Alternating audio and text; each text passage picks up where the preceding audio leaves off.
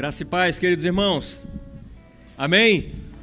É exatamente prostrados diante da cruz de Cristo Jesus que vislumbramos seu sacrifício redentor.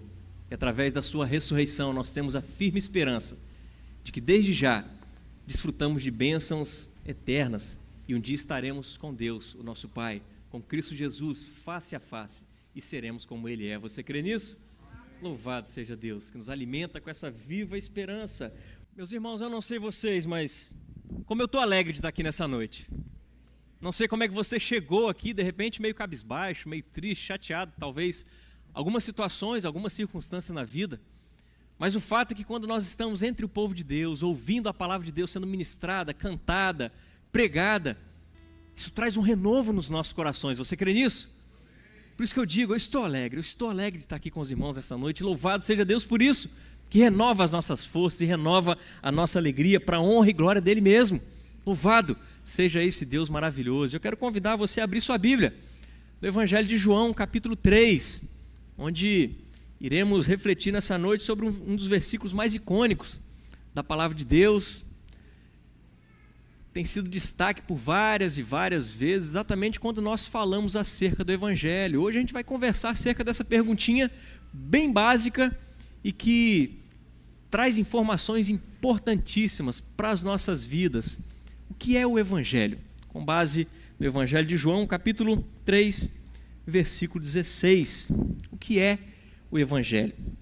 Nós podemos observar no Novo Testamento várias declarações resumidas e maravilhosas, não é verdade? Acerca do que é o Evangelho. E o versículo base da nossa reflexão de hoje, ele é bastante familiar.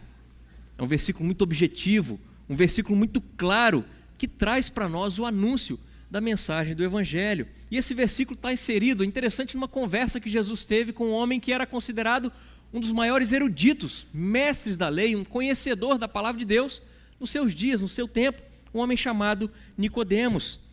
Ele estava confuso com tudo aquilo que Jesus vinha conversando com ele acerca do quê? Do novo nascimento. Lembram-se de alguns domingos atrás? Nós falamos sobre isso. Nicodemos estava completamente perdido acerca dessa história que Jesus estava passando para ele. Ele ouviu Jesus dizer que para ver o reino de Deus, para se entender o reino de Deus, para fazer parte do reino de Deus, o que é preciso? Nascer de novo. É preciso nascer de novo. E Nicodemos não estava entendendo isso, porque na mente dele, se alguém já nasceu, como é possível nascer uma segunda vez? Ele não compreendia essas palavras de Cristo Jesus, ele estava confuso. Mas o novo nascimento, meus irmãos, não é algo carnal. O novo nascimento ele não é produzido por pessoas. Nós sabemos que o novo nascimento é um milagre realizado pela ação transformadora do Espírito Santo de Deus na pregação do Evangelho. Através da pregação do Evangelho, o Espírito Santo de Deus age.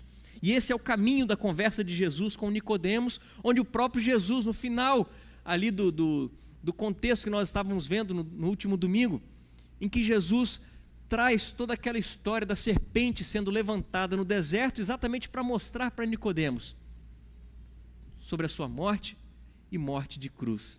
Então, meus irmãos, é nesse contexto que Jesus diz as palavras que estamos prestes a ler, palavras que explicam para nós a mensagem do Evangelho e a missão de Jesus nesse mundo. Mas eu convido você a fechar os seus olhos mais uma vez.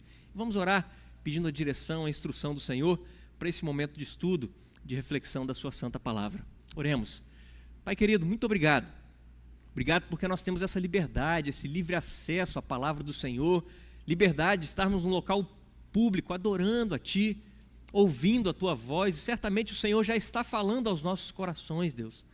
Se há alguém aqui nessa noite necessitando de ser tocado pelo Senhor, precisando de um novo nascimento, como todos nós aqui precisamos, Deus, efetua isso.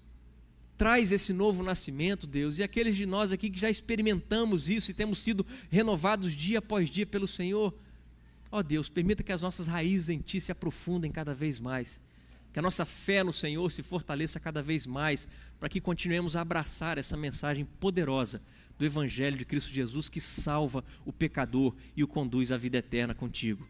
Por isso, muito obrigado por mais esse momento de reflexão da Tua Santa Palavra, que o Teu Santo Espírito esteja à vontade no nosso meio, nos instruindo, nos direcionando e nos capacitando a compreender a Tua voz, a Tua mensagem, e assim oramos em nome de Jesus. Amém e amém. João capítulo 3, versículo 16. Eu trouxe escrito aqui, você está com a sua Bíblia aberta aí, mas a gente sabe de cor, não é verdade? O texto que diz o quê? Porque Deus amou o mundo de tal maneira que deu o seu Filho unigênito para que todo que nele crê não pereça, mas tenha a vida eterna. Essa é uma das passagens mais conhecidas no mundo cristão, não é verdade? Talvez até a mais conhecida, né? Mundo afora, muitas vezes as pessoas citam o Salmo 23, né? O Senhor é meu pastor e nada me faltará. Até quem não é crente sabe desse salmo. Às vezes tem até uma Bíblia em casa aberta que está lá certinho no Salmo 23, mas talvez sendo utilizado para propósitos ali muito específicos, né? Para abastecer o ego da pessoa, né? Então, se eu tenho o Senhor aqui, nada vai me faltar, então Ele vai abastecer o meu lar, a minha casa, a minha família. Mas não é isso. Não é isso que esse salmo está basicamente dizendo para nós.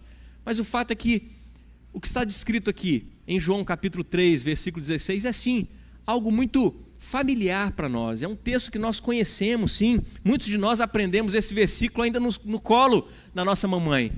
Quem aqui teve essa oportunidade de aprender esse versículo ainda quando pequenininho, nas classes de escola bíblica de férias? Tem alguém aqui desse tempo? Escola bíblica de férias. Vocês lembram daquela época do flanelógrafo? Né? Aquele pedaço de pano que ficava pendurado num quadro ali, tinha as figurinhas maravilhosas que as tias colocavam ali, ó, tá!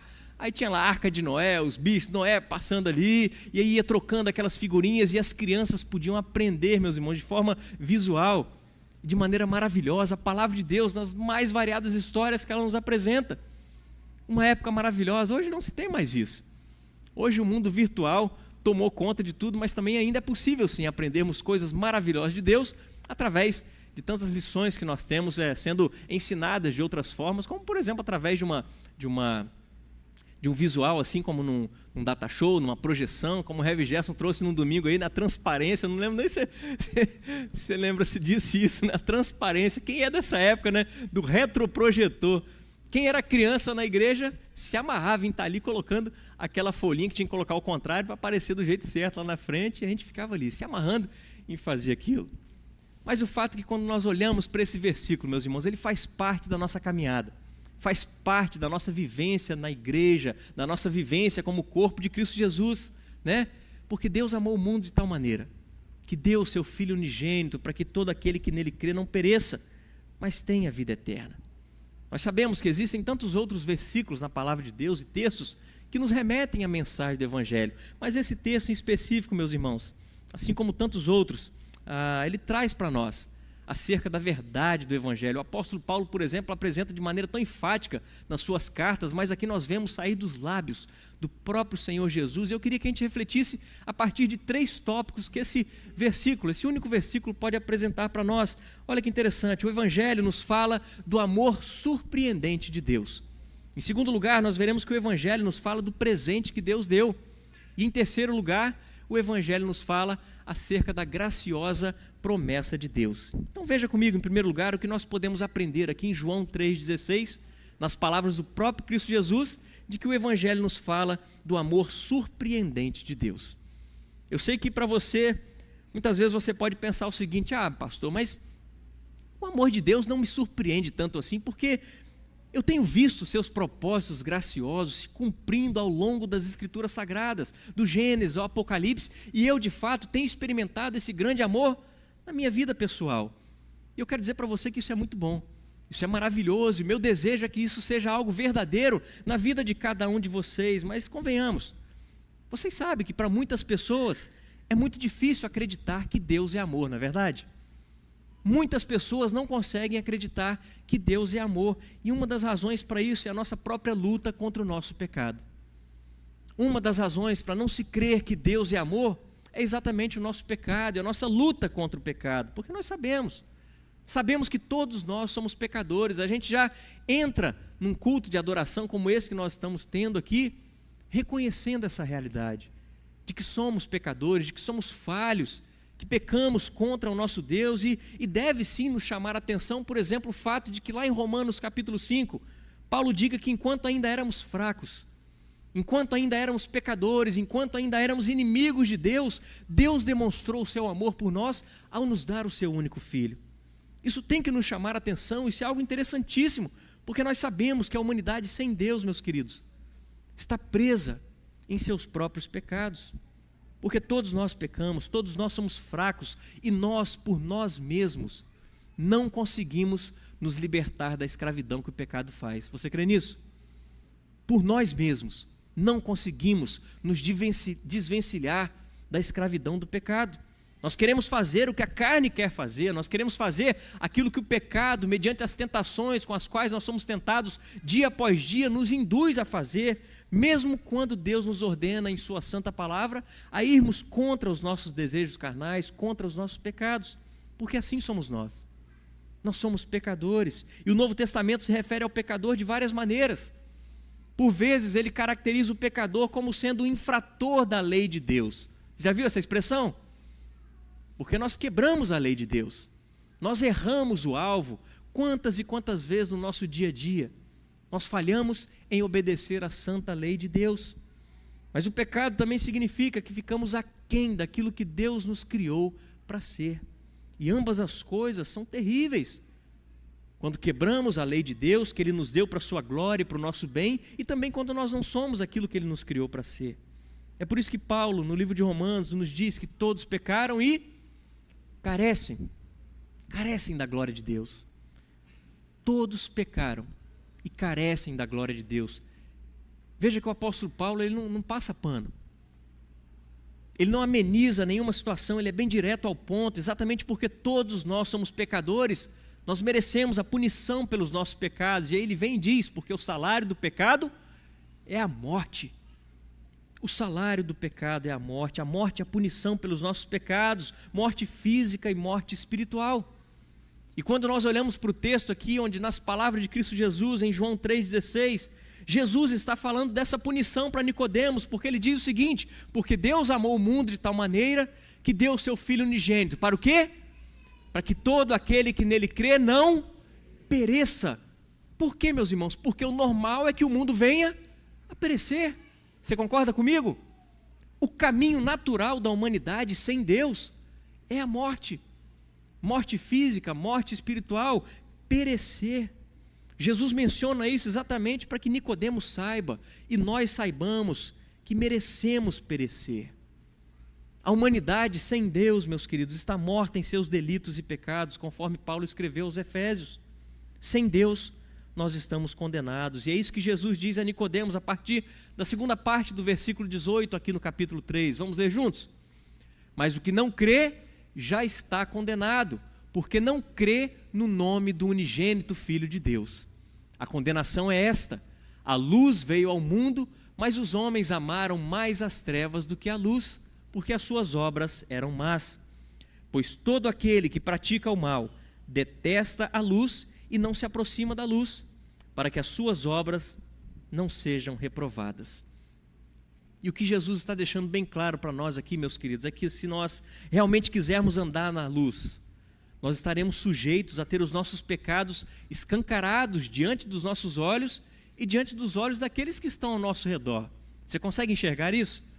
Quando andamos com Cristo Jesus, quando andamos na luz, a palavra dele nos informa acerca do nosso pecado e nós passamos a enxergar então o quanto somos pecadores, o quanto somos pecaminosos. Aqueles que andam conosco também começam a perceber essa realidade, porque a luz brilha em meio às trevas e os nossos pecados, antes ocultos, passam a estar em evidência. A luz torna o nosso pecado visível.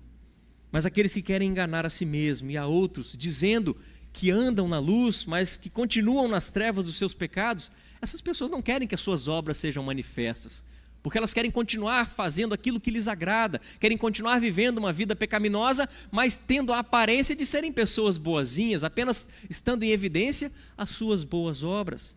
Mas o grande problema, meus irmãos, é que por mais coisas boas que nós possamos fazer, nós não somos bons o suficiente. Por mais boas as nossas ações possam ser, nós não somos bons o suficiente, porque o padrão de Deus é muito alto. O padrão de Deus é elevadíssimo e nós nunca conseguiríamos alcançar esse padrão através dos nossos melhores esforços. E percebam que se nós observarmos as outras religiões ao redor do mundo, que acreditam sim num dia do juízo, na volta de Cristo Jesus, eles vão dizer o seguinte: olha, se você quiser estar bem nesse dia, no dia do juízo, torça para que você tenha caminhado com toda a sua vida, sendo bom o suficiente, porque aí você não vai perecer, aí você não vai ser condenado, aí você não vai ser julgado e considerado falho para assim ser expulso da presença de Deus. É isso que tantas e tantas religiões apregoam, que é possível sim sermos bons o suficiente e merecer o favor de Deus, conquistando assim a salvação.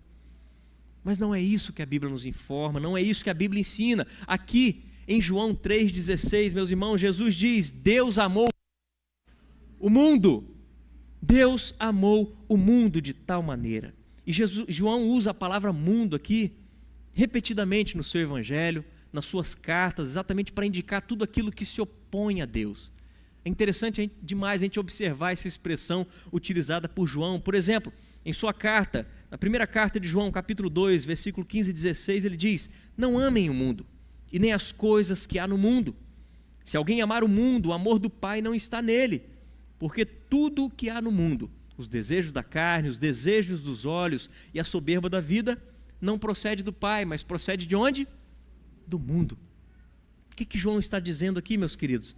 Ele se refere àquela atitude de coração e de pensamento que sempre vai se opor a Deus, que valoriza as outras coisas muito mais do que a Deus, que coloca outras coisas no lugar de Deus, que não confia em Deus, que não adora a Deus, que não valoriza a Deus.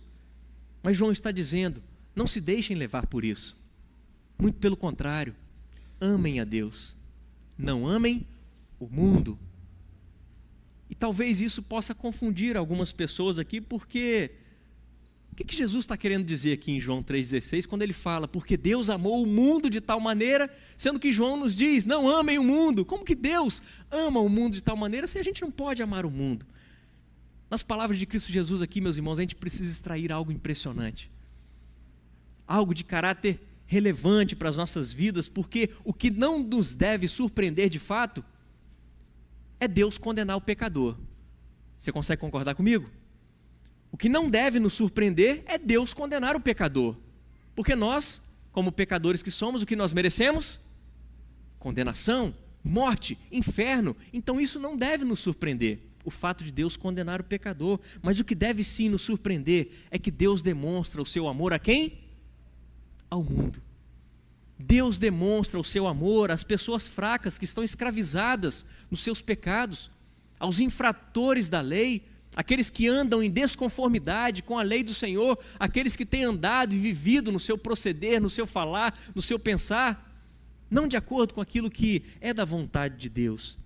Pessoas que não guardam a palavra de Deus, pessoas que se declaram como inimigas de Deus. Foram para essas pessoas que Jesus Cristo está dizendo aqui: porque Deus amou o mundo. E isso sim deve nos surpreender, isso deve nos causar sim uma grande surpresa. E Jesus continua dizendo no versículo 17: porque Deus enviou o seu Filho ao mundo, não para que condenasse o mundo, mas para que o mundo fosse salvo por ele. Você pode repetir esse versículo comigo? Porque Deus enviou o seu Filho ao mundo, não para que condenasse o mundo, mas para que o mundo fosse salvo por ele. E é isso que João e Jesus estão nos dizendo aqui, meus queridos. Eles estão nos falando do surpreendente amor de Deus, porque Deus tinha tudo para permanecer irado com o mundo que não busca, o mundo que vive contra ele, o mundo que está em inimizade contra ele. Mas Deus então coloca o seu amor sobre o mundo. Em vez de ira, Deus ama. E isso sim é incrível, isso sim é surpreendente. Deus ama o mundo de tal maneira, Deus amou o mundo de tal maneira. E em segundo lugar, o Evangelho nos fala de um presente que Deus nos deu. Veja comigo mais uma vez: porque Deus amou o mundo de tal maneira que deu o seu Filho unigênito.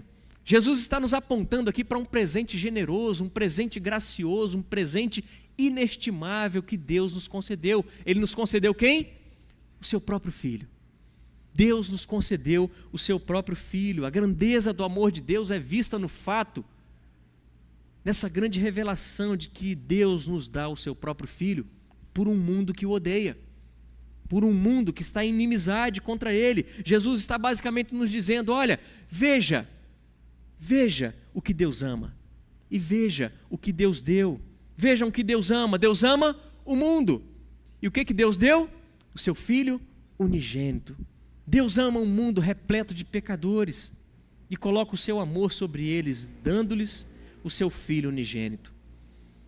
João registra para nós aqui essa passagem, meus queridos. Uma palavra que Jesus disse que nos ajuda a entender o quão grande é o surpreendente amor de Deus por esse mundo, por nossas vidas. É a palavra exatamente essa, unigênito. O Filho unigênito de Deus. Porque quando nós buscamos compreender a força dessa expressão, dessa palavra, meus queridos, a profundidade disso se revela quando nós refletimos no fato de que Deus não é como nós, seres humanos. Deus não passou a surgir ou foi criado em um determinado momento na história, bem como o Senhor Jesus, não. Porque Ele sempre existiu. Tanto o Filho quanto o Pai são antes de todas as eras, antes de todas as coisas que foram criadas e feitas, inclusive o nosso mundo. Deus Pai, Deus Filho, Deus Espírito Santo já existiam. Quando nós imergimos nas profundezas do que é o Filho unigênito, meus irmãos, é pensar diante de tudo aquilo que existe, foi trazido à existência por Deus exatamente através do Filho do seu amor, o Verbo. Aquele que nós vimos lá no início, no capítulo 1 de João, que o Verbo se fez carne e habitou entre nós. Meus irmãos, percebam que o Filho não foi trazido à existência por geração humana, porque Ele sempre existiu, Ele é eterno, é uma única essência com o Pai e desfruta de um relacionamento harmonioso com Deus Pai e o Deus Espírito Santo desde toda a eternidade. Por isso deve nos causar um certo tipo de temor quando nós enxergamos esse grande amor de Deus, meus queridos, porque aqui nós somos informados de que Deus nos deu esse Filho para o mundo. Quantos aqui são pais? Seja sincero, você seria capaz de entregar o seu filho por um bando de pecadores miseráveis? Gente que pisa no seu pé, que te chateia noite e dia sem parar. Você teria coragem de oferecer o seu filho? Alguém que está há pouco tempo com você. Eu estou falando desde o mais novo até o mais velho, porque nós estamos falando aqui de Deus que sempre existiu e sempre esteve, Deus Pai, Deus Filho, Deus Espírito Santo, vivendo num relacionamento harmonioso. E Deus Pai nos oferece o seu Filho unigênito para morrer por um mundo pecador. Meus irmãos, veja a grandeza do amor de Deus quando Ele olha para quem ama, ou seja, o mundo com pecadores que o odeiam, e vemos o que Ele deu, quem Ele deu para que o mundo de pecadores fosse salvo. Ele deu o Filho do seu amor, o seu Filho unigênito, o seu Filho único, o eterno Filho de Deus foi quem Ele deu. E esse ato de amor nos aponta mais uma vez para o sacrifício de Cristo Jesus. Lembre-se que quando João Batista vê Jesus vindo ao longe, o que ele diz? Eis o Cordeiro de Deus que tira o pecado do mundo.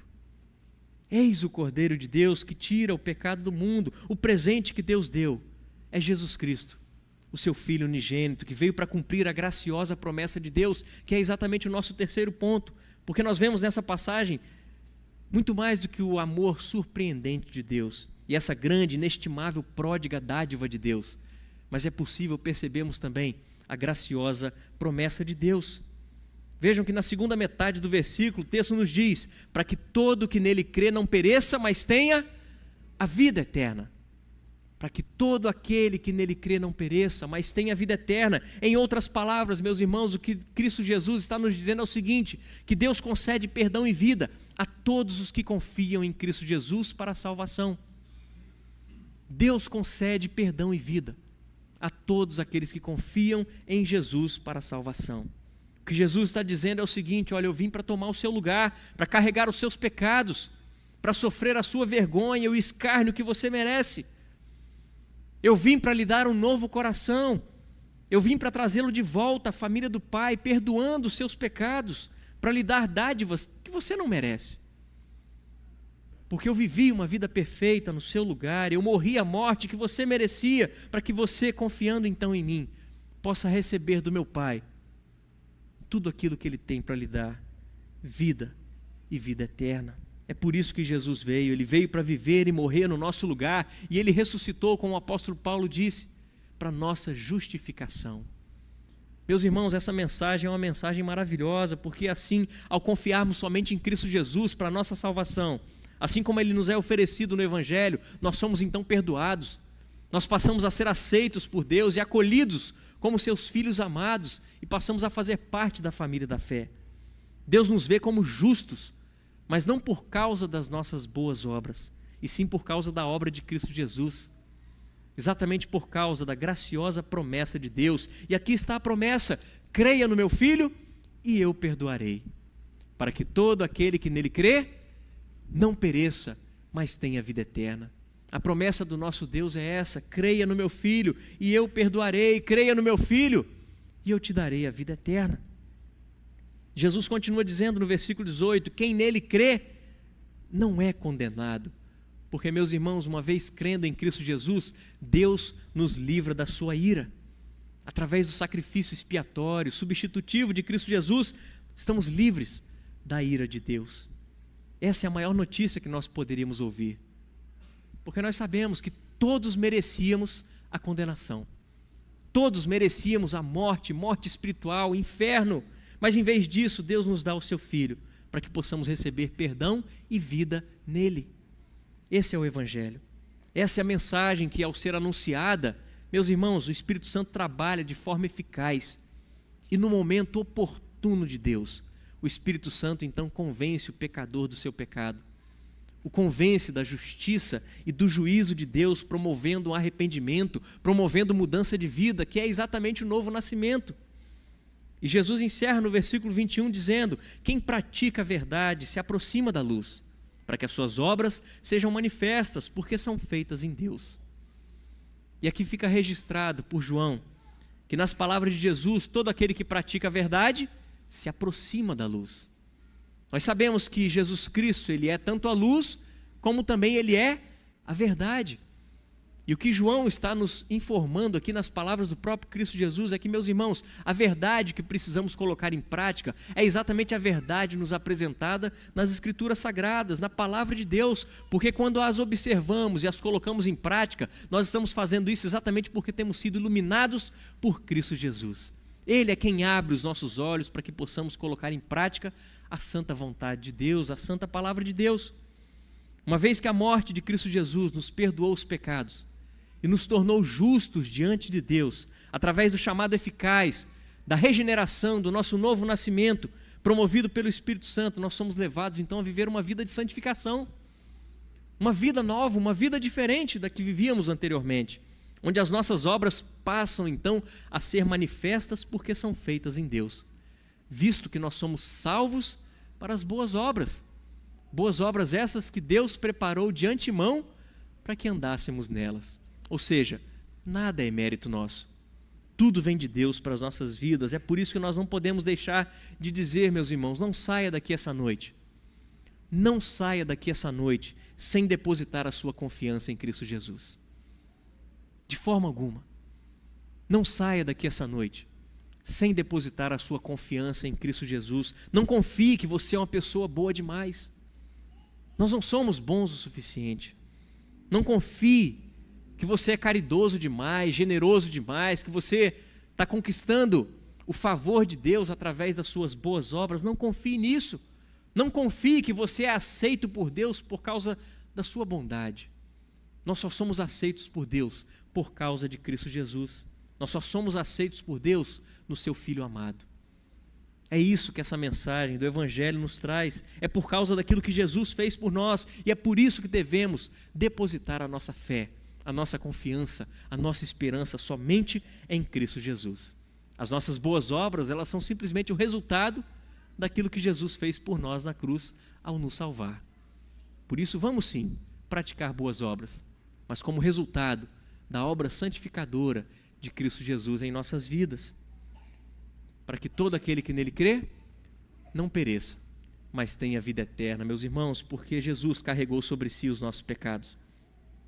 Ele nos livrou da condenação eterna e Ele nos dá a vida eterna, que já podemos desfrutar desde agora, já podemos desfrutar de uma comunhão com Deus, não é verdade? Dia após dia podemos desfrutar dessa comunhão, dia após dia podemos presenciar transformações em nossas vidas, realizadas pelo próprio Espírito Santo de Deus. Dia após dia nós podemos nos apropriar de uma segurança de que sim, nós somos salvos em Cristo Jesus e não por aquilo que fazemos. E essa segurança não é a força da nossa fé quem nos dá, mas a fidelidade daquele que prometeu a salvação e a vida eterna a cada um de nós, aqueles que creem. Ele nos dá a certeza da glória futura, da vida eterna com o Senhor. Por isso que, concluindo, meus irmãos, nós podemos sim afirmar que o Evangelho nos fala de um amor surpreendente de Deus. Podemos ou não podemos? O Evangelho nos fala de um amor surpreendente de Deus, porque o amor de Deus não nasce da resposta do homem, mas da própria vontade de Deus. Porque o homem, o ser humano por si só, está perdido em seus pecados, em rebeldia, em inimizade contra Deus. Mas Deus nos amou primeiro e nos deu um presente maravilhoso, gracioso. Ele nos enviou o seu Filho como propiciação pelos nossos pecados. Ele nos ama porque decidiu nos amar e não porque merecíamos o seu amor. E por fim, em sua graciosa promessa, ele diz: creia no meu Filho e eu perdoarei. Creia no meu Filho e você não vai perecer. Creia no meu Filho e você terá a vida eterna. Em nome de Jesus. Feche seus olhos, vamos orar mais uma vez. Pai querido, obrigado. Obrigado por essa mensagem maravilhosa, do teu grande amor por nossas vidas. Um amor que nos surpreende porque de fato mereceríamos a condenação, o inferno. Mas o Senhor nos surpreende com um amor que nos alcança e muda o nosso rumo de vida. Como Giovanni disse aqui no louvor, Pai, obrigado porque o Senhor nos dá propósito. E a vida que nós podemos desfrutar no Senhor é exatamente a vida que o Senhor tem preparado para nós. Por isso, muito obrigado por nos chamar. Muito obrigado por nos escolher e nos alcançar. E agora, como filhos amados do Senhor, aqueles que têm fé na obra acabada de Cristo Jesus, que viveu uma vida perfeita no nosso lugar e morreu na cruz derramando o seu sangue também no nosso lugar. Obrigado, obrigado por essa restauração. Obrigado pelo perdão dos pecados. Obrigado por essa reconciliação que nós temos contigo. Obrigado porque podemos orar e sermos ouvidos pelo Senhor. Obrigado porque o Senhor nos atende em meio às nossas angústias, porque o Senhor sabe o que é sofrer. Em Cristo Jesus, que padeceu as nossas dores, certamente o Senhor conhece a nossa dor e se compadece de nós. Por isso, muito obrigado por esse amor tão profundo, esse amor tão surpreendente. Obrigado por ter enviado Cristo Jesus por nós, para fazer aquilo que nenhum de nós poderia ter feito. Obrigado porque esse amor nos conquista. Obrigado porque esse amor nos constrange dia após dia a buscar a Tua presença e a querer não viver um minuto sequer sem o Senhor. Por isso que te pedimos essa noite, Deus, nos impulsione a isso, a almejar, a desejar estar mais e mais na presença do Senhor.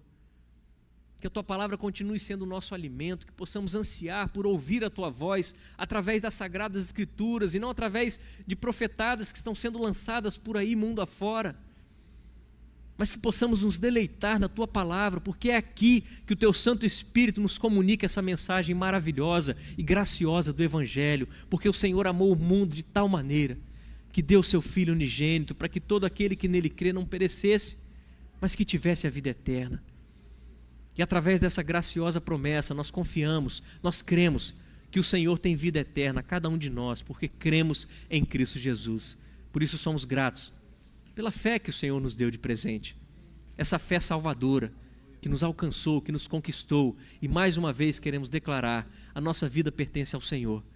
Queremos viver para a Tua honra e a Tua glória.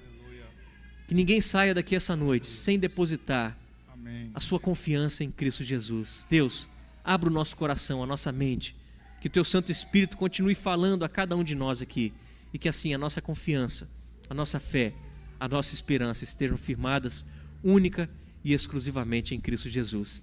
Em nome de quem oramos, amém e amém. Que a graça e a paz do nosso Senhor e Salvador Cristo Jesus, o amor de Deus, o nosso eterno Pai, que a comunhão, a consolação do Espírito Santo do Senhor seja sobre a sua vida, o seu lar, sobre todo o povo de Deus espalhado pela face da terra, e que seja assim não só hoje, mas para todo sempre. Assim oramos, amém e amém. Deus assim nos abençoe, tenhamos todos uma semana abençoada e abençoadora, proclamando esse Evangelho do amor de Cristo Jesus, que nos alcançou e tem alcançado a muitos através dessa mensagem poderosa em nome de Jesus.